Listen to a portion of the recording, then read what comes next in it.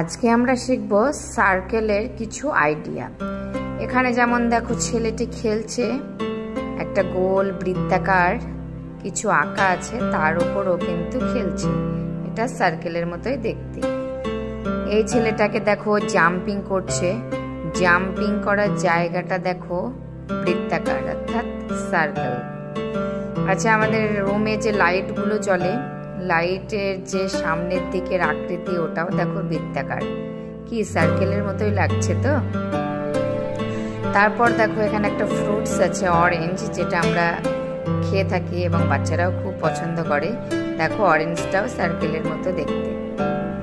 আচ্ছা, এখানে একজন কার্টুন দাঁড়িয়ে আছে, যার মাথাটা দেখো গোল সার্কেল অর্থাৎ বৃত্তাকার।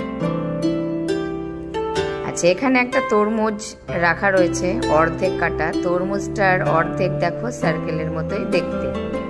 এটা অর্ধেক তরমুজ দেখা হলো, এবার দেখবো একটা গোল তরমুজ। গোল তরমুজটাও দেখো সার্কেলের মতোই দেখতে অর্থাৎ বৃত্তাকার। আচ্ছা, আমরা এখানে সবজিগুলোকে সাজিয়ে রেখেছি গোলাকার ভাবে বা সার্কেল ভাবে বা বৃত্তাকার ভাবে।